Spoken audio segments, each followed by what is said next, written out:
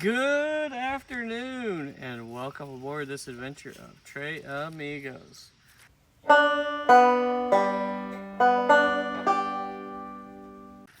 The first thing I want to talk about real quick or address is the last video you guys watched. I was planning a trip with the Tecumseh Trail, and we've actually had another adventure in between the two, and I was hoping you'd see that today.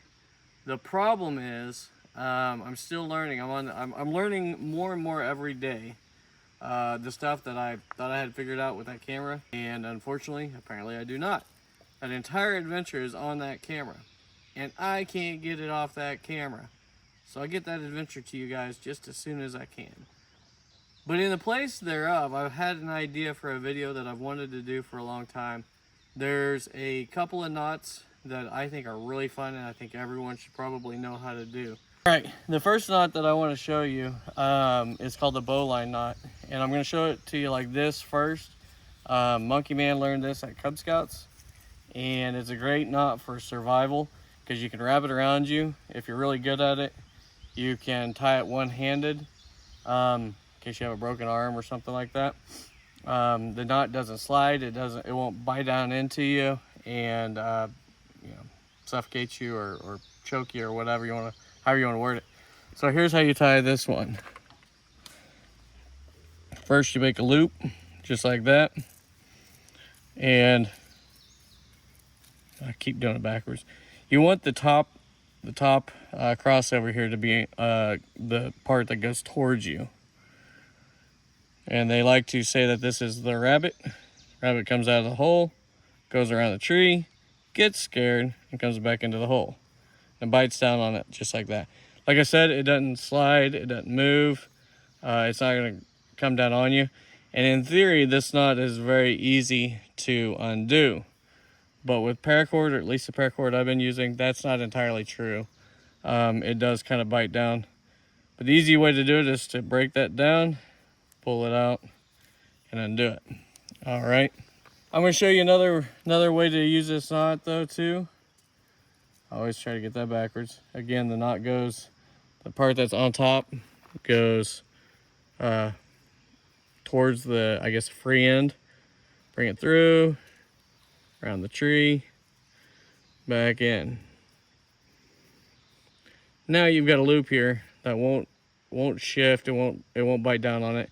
And I've seen people use this style of knot, this style of loop for doing a ridge line for, like a tarp or whatever, where you just pull it on through. I'm not going to do it. You can pull this all through and then come across to make a ridge line. I don't like that because if you got a lot of rope, you got a lot you got to feed through. Now, I'm going to be honest with you. This next knot is one of my favorite knots. It's a nice knot. It's a neat knot. All right, this next knot that I want to show you, you actually saw it in, I guess it's about the second video when we were setting up camp at the Tecumseh Trail.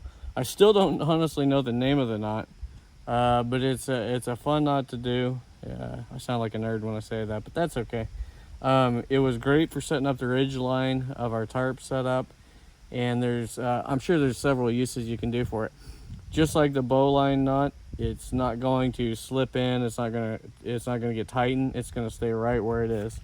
It's good for the anchor side of your ridge line, but when you get to the other side, it doesn't work very well because you need a little bit of slack, and you'll know what I mean here in a second. But the first thing you do to make this knot is just like the bowline, and this is why I get almost confused when I do the different knots. On the bowline, you had the part going towards you on top, but on this one, the top line is what's going away towards what you're trying to anchor to. So you make a loop just like that. You make another loop through the top, and you just go ahead and get it kind of tight, just like that. And then after you do that, go ahead and make a second knot or second loop right there and thread it through there. Tighten it down, and that's your knot. And then what's really cool about this knot, go ahead and zoom back just a little bit. Take a few steps back so they can see me.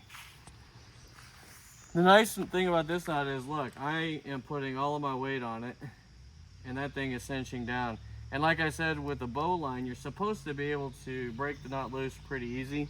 Go ahead and come back up here. You're supposed to be able to break that knot loose pretty easily, but with this paracord, for whatever reason, I've had it kind of bite in such a way that it makes it really hard to get off. But this knot here is really cool. You just grab the free end and you jerk it, and it's off. I love that knot. It's really, really useful. Like I said, I used it for the ridge line for the tarp, and I'm sure there's other tent features that you can use it for. If you know the name of that knot, tell me what it is, because I can't find the name of it. I just figured out how to do it. I hope you enjoyed this. I hope it tides you over till next week, and I hope next week we have our other adventure up online, if I can figure out how to get it off the camera. Until next time, please like and subscribe. Adios, amigos.